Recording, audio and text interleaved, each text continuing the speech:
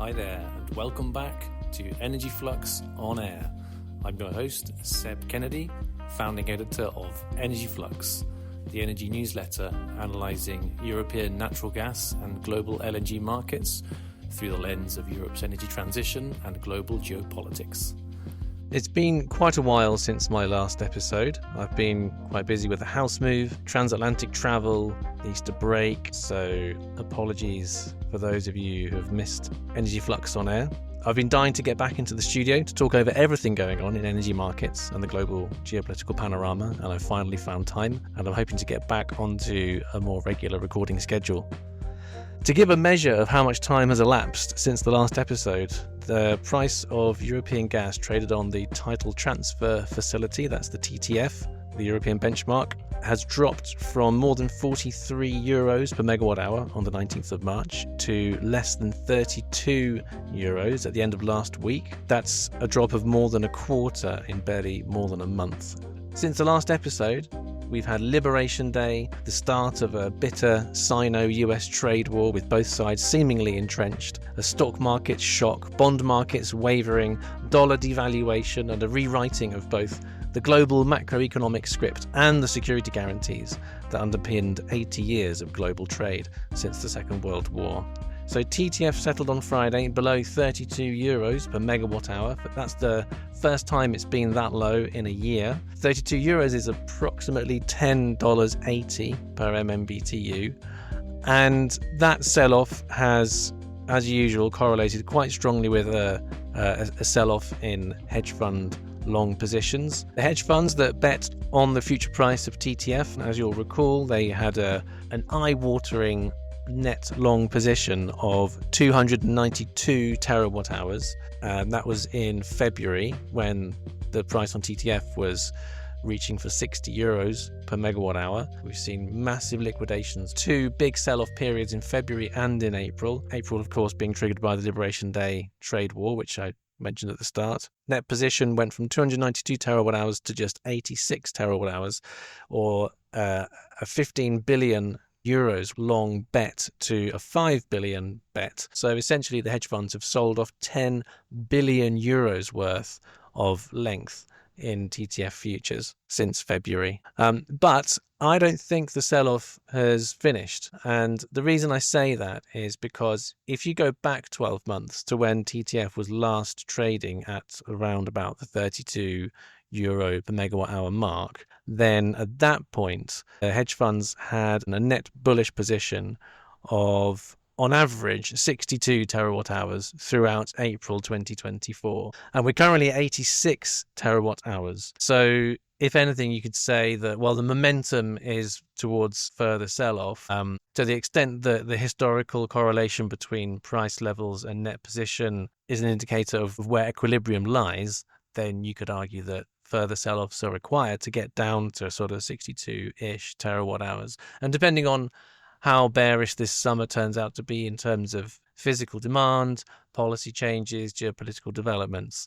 then it's entirely feasible to imagine there being, the hedge funds, they do go net short when the market flips extremely bearish. So it's not out of the question that the entire net position could be sold off and the hedge funds could start shorting TTF on a net basis. Anyway, so since the last episode, there's also been some interesting developments on the policy front. So the European Parliament's Energy Committee has voted to lower the EU's gas storage target to 83% by the 1st of November and to scrap the intermediary targets. So you'll recall the EU has this target. Everybody had to reach a certain percentage fill level every 2 months throughout the filling season. But that's probably not going to matter. There have been several policy suggestions and proposals, and it's all open to negotiation still. But the direction of travel is very firmly towards a place where it looks like the gas storage targets essentially are meaningless. And they're just a guide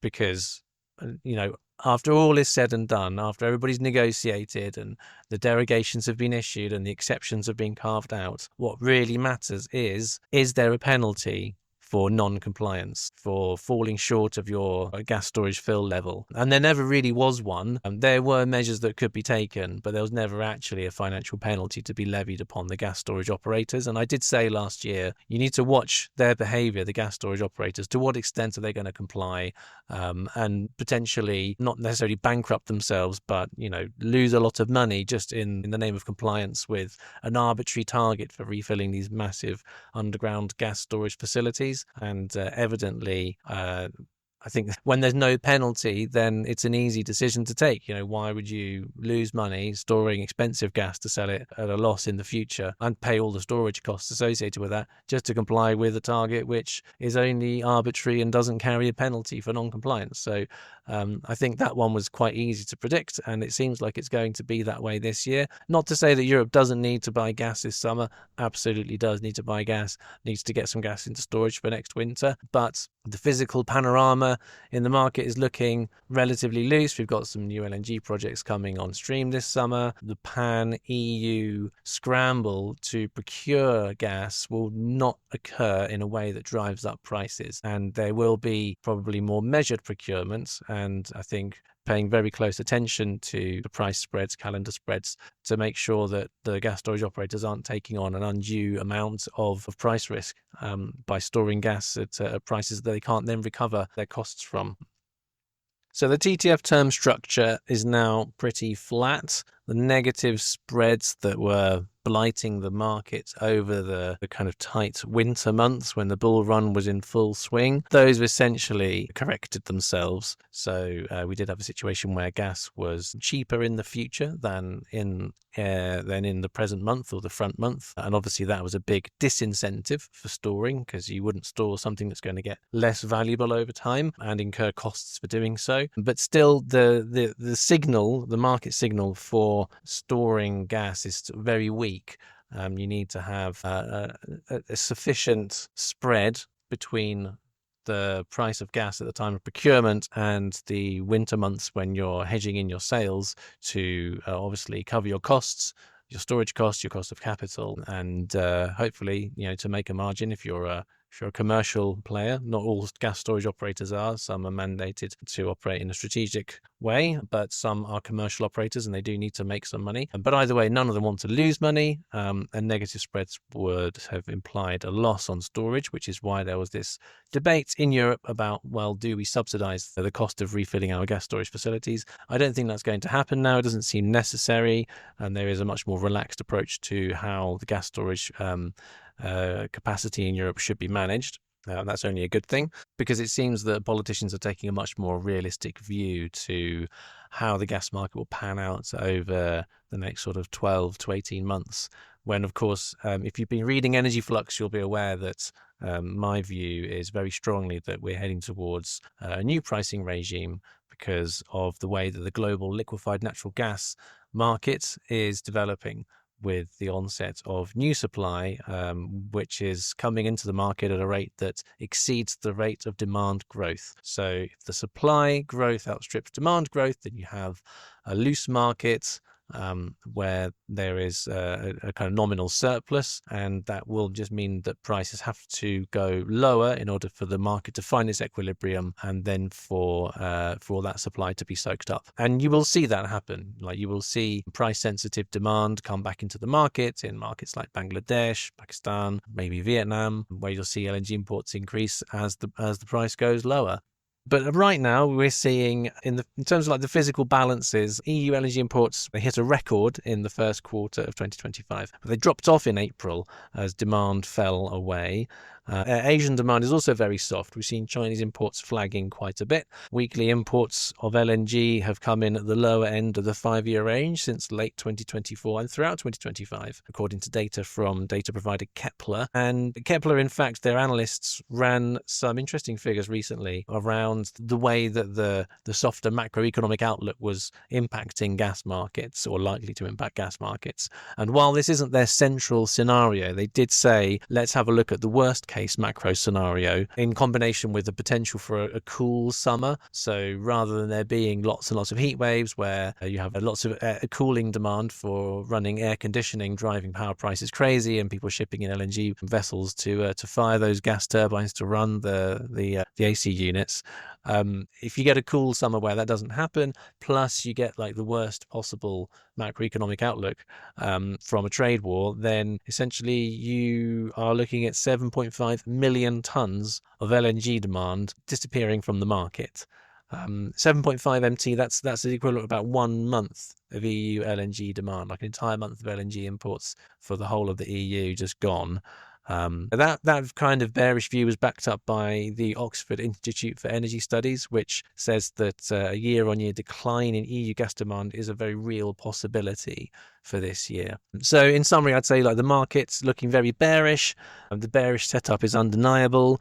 And it seems like there won't even be a sort of policy-induced scramble to inject gas into storage facilities in Europe to support LNG demand this summer. So it'll be interesting to see quite where the equilibrium lies, how low the prices go this summer, because obviously there will be some procurements, but at the same time, the EU industrial sector is very much on its knees still. There's no signs of an industrial recovery on the horizon. And the power sector, we're already seeing very, very steep negative pricing in the power sector in day-ahead markets. We saw all across continental Europe today. This is Sunday, the 27th of April, I'm recording. And many parts of North, Central and Western Europe were registering negative prices. So you're not going to see any gas-fired generation dispatching when power prices are, minus 10, 20, 100 euros per megawatt hour. Now, moving on to reader questions. So James in Adelaide, he's written in to say, "Hi Seb, big fan of your work. Great call on TTF being overbought and settling into contango. Bravo. While the term structure is more rational now, I'm not sure I would call $11 gas, quote unquote, glut economics." And that's a phrase that I used in a recent piece in Energy Flux, saying that the correction and sell-off that had taken gas down to the equivalent of $11 per MMBTU was sort of a signal of a glut coming. James carries on. He says, I guess the question is, where do we settle as a floor in the coming years, and for how long? And he says anecdotally, by the way, I was in Europe a fortnight ago, and most corporates, as in utilities and LNG producers, were saying that between 50 and 70 billion cubic meters per annum of Russian gas is going to come back, including a certain French super major, naming no names, who said that 80 BCM could return, but they're still buying US LNG. In which case, do we bump along a sort of $6 MMBTU floor for several years because of a US capacity overbuild? And who wears the most pain? Likely the portfolio players buying US LNG that haven't sold to an end customer yet. And maybe the utilities and the emerging markets are the winners. Interested in your take. Well, hey, James, that's like just excellent questions and really interesting perspective on the kind of mood music coming from the European corporates. And I'd just say that like when I started covering gas in 2016, then like $11 per MMBTU was a winter spike and definitely not a correction or a phase shift, which is what I've been calling the kind of the current state of the market, shifting from one price phase to another. So I take your point about glut economics, and I'd say that a $6 floor sounds feasible. At this price, some US LNG shut-ins seem inevitable, and I'll talk about those in a minute. And you can imagine also the off-takers, the customers of the US LNG plants, that they're going to get burnt with if TTF is trading at $6, because they're going to be losing money on every single cargo that they lift at that price, because the cost of lifting, liquefaction and shipping across the Atlantic, regasification, is going to come in at much more than $6 per MMBTU. I'd say, the portfolio players are most exposed. Those are the likes of like Shell and Total Energies, who have big offtake commitments, who have to then find an end user to sell the LNG onto, and they always have a very rosy view of demand. They're extremely long on LNG production, on LNG supply, carry all this long risk on their books because they know that demand will rise, and they'll be able to offload those cargoes in a profitable way, and also make lots of money around trading and portfolio optimization and basically arbitraging away all of the inefficiencies in the global LNG market, of which there are many, I might add, particularly because we have a trade war going on now. But I think that their view is probably a little bit too rosy, the way that things are panning out. So yeah, the portfolio players, they're very exposed, but so are end users, as in like the utilities and the industrials. So the likes of BASF, the big German chemical company, they're on the hook for quite a large volume of US LNG from Cheniere. And that sales and purchase agreement comes into effect this year or next year. I can't quite remember. But the point is that if these industrials, they can't physically use the gas, like if they don't have enough demand for their products, whatever they may be, and they have to resell these cargoes at a loss on the TTF or cancel the cargoes and pay the take or pay fee to the US LNG exporters, they're going to be losing a lot of money. So you've got to ask yourself whether they're going to be in hot water as well. Again, it depends on industrial demand for products which are manufactured in Europe, energy intensive products. And you've got to say that the outlook is pretty bearish on that front too. I mean, we're going to have a glut of Chinese products just hitting the market because they've got nowhere to go. Literally, there are cargo ships that are stuck in ports in China, all loaded with all manner of products, and they've got nowhere to go because they can't go to the US because there's 140-something% tariff on Chinese goods in America, and no one's going to pay those tariffs on those goods. So you're going, where's all this Chinese stuff going to go? You're going to have just a massive wave of cheap Chinese produce hitting the European ports, being imported all over the place, Africa, across the rest of Asia, South America. And so it's very hard for European industrials to compete against that kind of tidal wave of cheap produce. So it's not looking good for industrial demand, and so all the people who have signed up for LNG, they could be in for a nasty surprise. But on the question of US LNG, I'm glad you brought that up, James, because I have actually, since you wrote that question, published a quite interesting deep dive on the economics of US LNG. And I created a new data model to take a look at the economics of US LNG. So I talked about that just now, like the cost of delivering US LNG into different markets in like Europe and Asia. When you break it all down, then like the cost base is pretty high, even though like shale gas in the US is really cheap and often like free or even negatively priced at the wellhead, and you still got to like transport it to the Gulf Coast. You've got to cover the costs of a liquefaction facility, you've got to pay the cost of shipping, fuel, bunker fuel, and then you've got to pay the cost of regasification at the other end. Once you add all those costs up and you deduct them from the sales price, that's your margin, and they call it the net back, but it's just the kind of the profit level, the gross profit. And the net back on US LNG, selling US LNG into Europe, has fallen really quite dramatically. I mean, this is no news to anybody that follows this stuff, but like they've fallen 90% since the peak during just in the aftermath of the Ukraine invasion in 2022. Back then, a single cargo of US LNG was fetching a netback of around about $200 million. And you think there were hundreds of these ships all crossing the Atlantic like an armada, and each one was carrying hundreds of millions of dollars worth of gas because the Europeans were bidding up the price. Well, it's really crashed since then.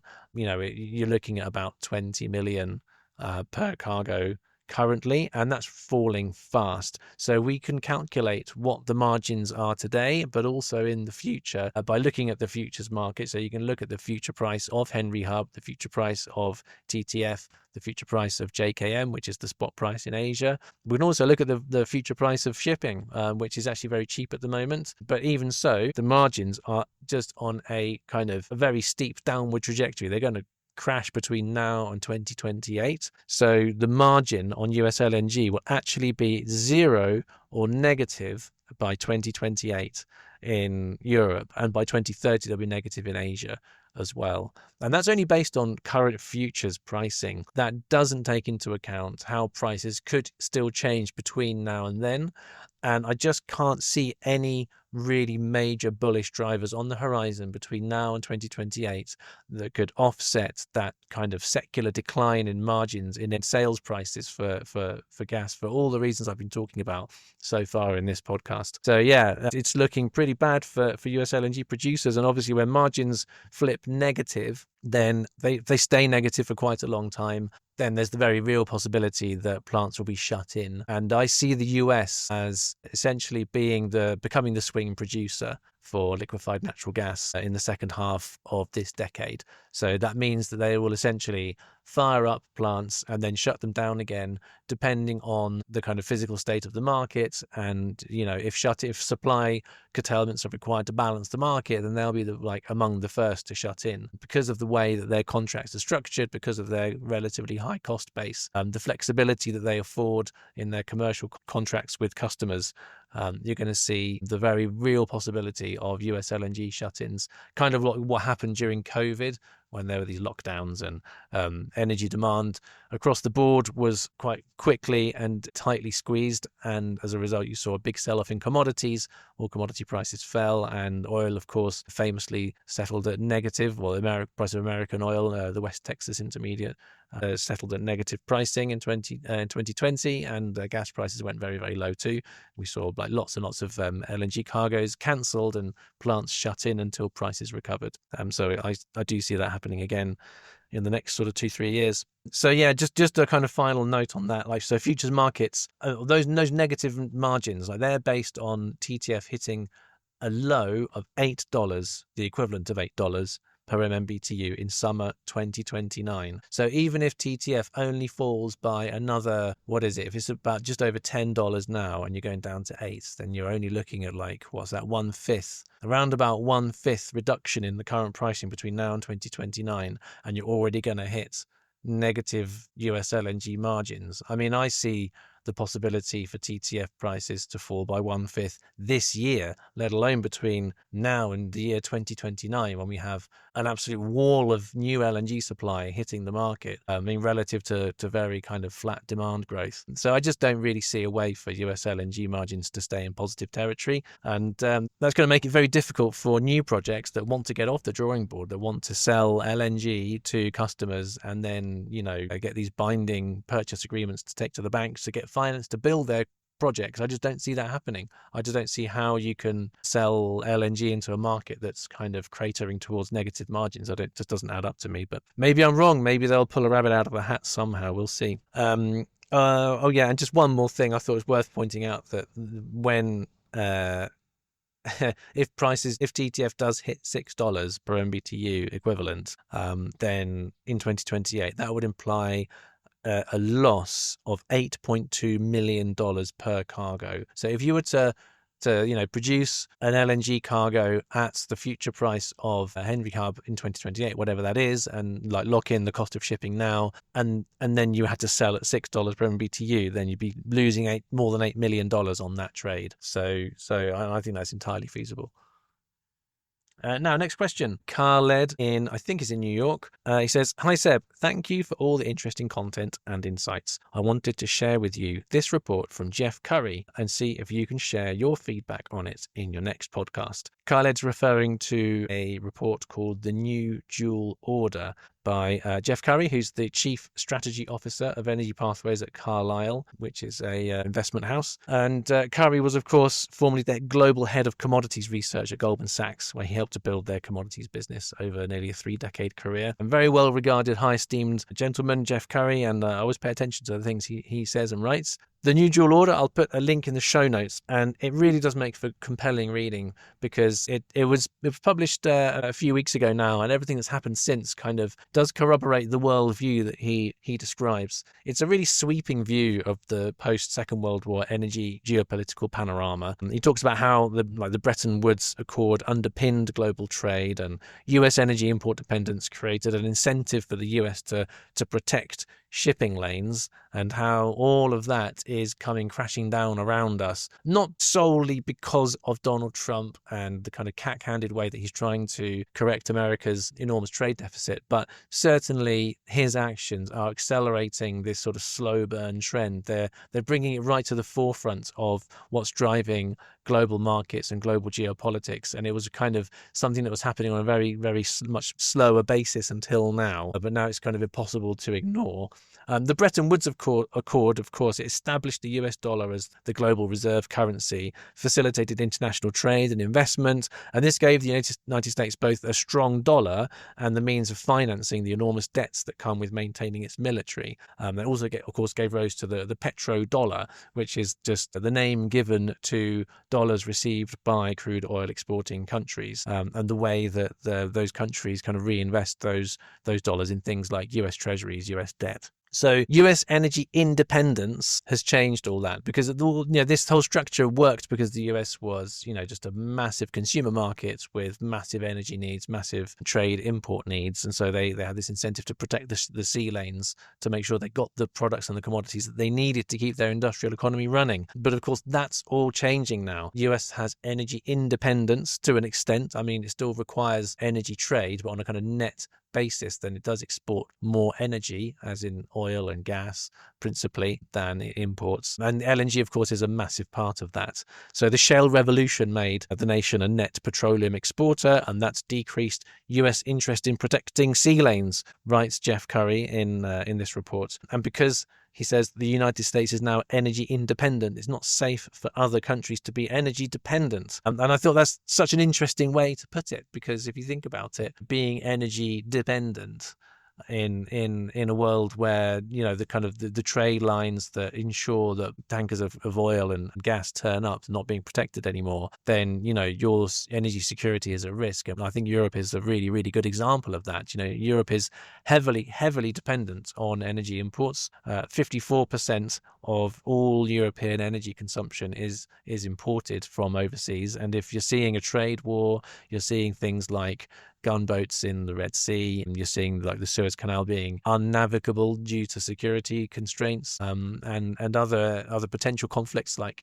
pinch points like the Malacca Strait in Asia, or even like a military invasion of Taiwan, or in the Strait of Hormuz. Of course, that could severely disrupt and spike energy prices.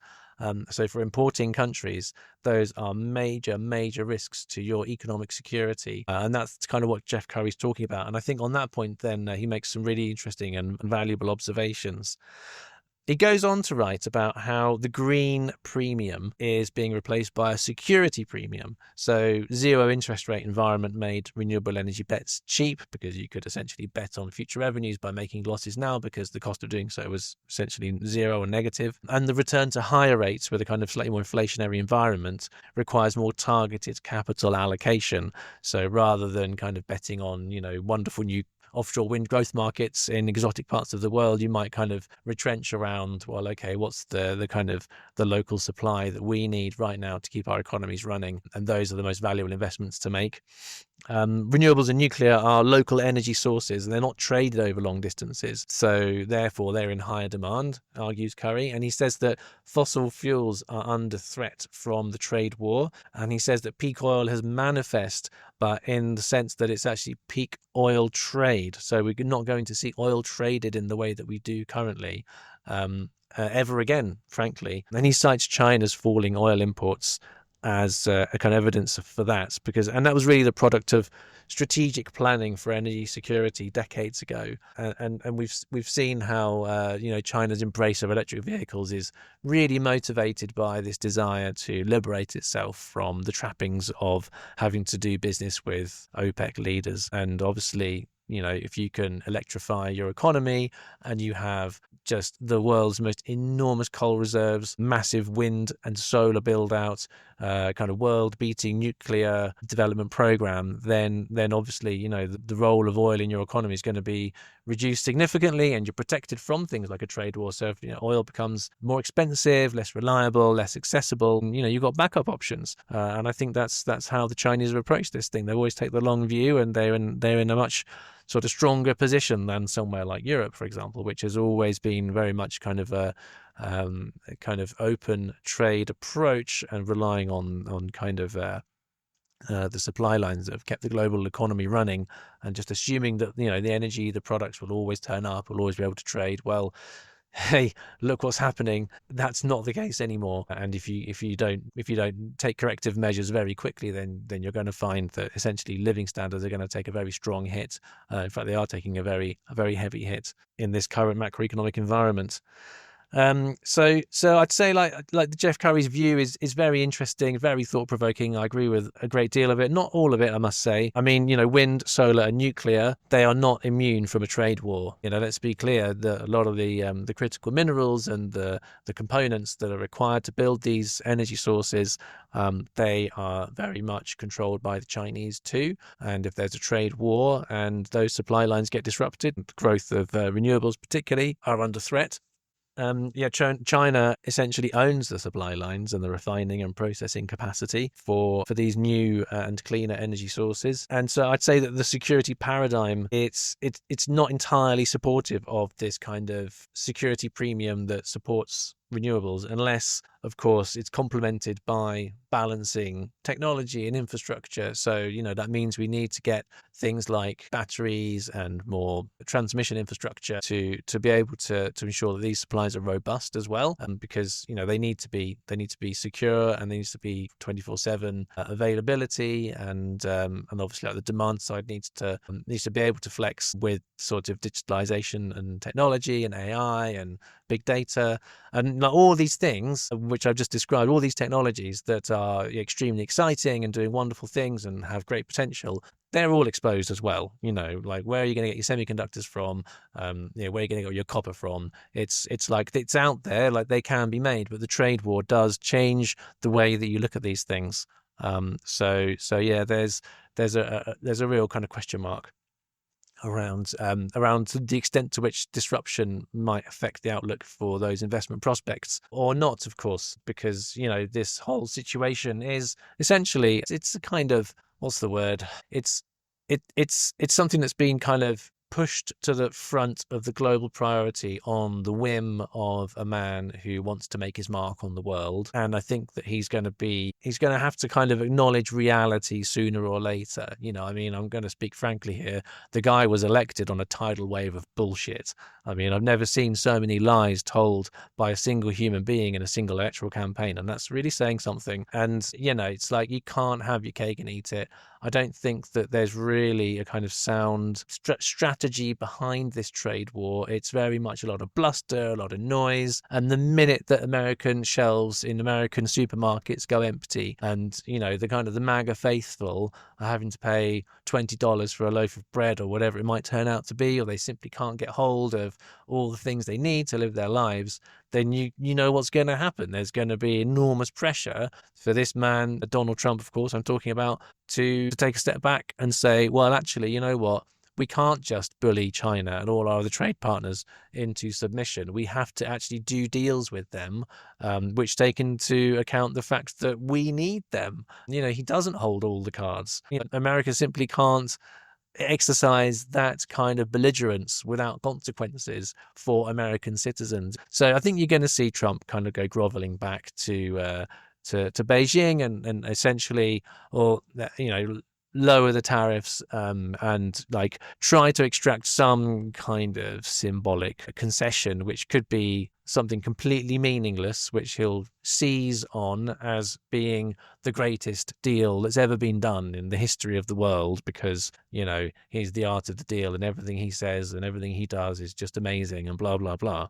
It's entirely possible that we'll just see his media allies trying to tell the world that the black is white, and that we've done a deal, and that we can kind of climb down and save face. At least that's how I see this unraveling. So that's the outlook as it stands. I do reserve my judgment in the sense that if this happens, if there's a big kind of climb down on the trade war, then I could very well readjust my entire outlook in terms of like how this year could pan out.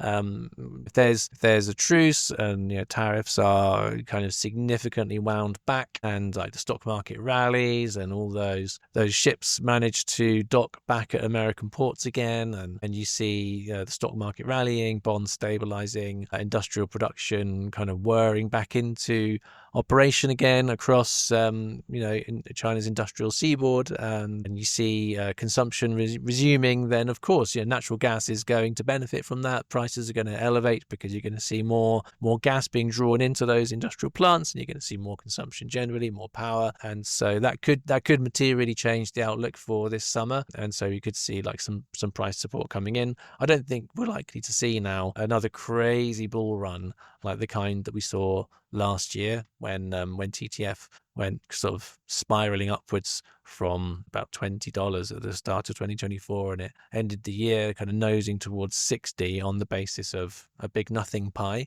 and it's now sold off spectacularly since then. So I don't think we're going to see that happen again, but we could see things still quite interesting if the kind of global outlook doesn't quite pan out in the kind of incredibly bearish way that I'm seeing it right now anyway. We'll see.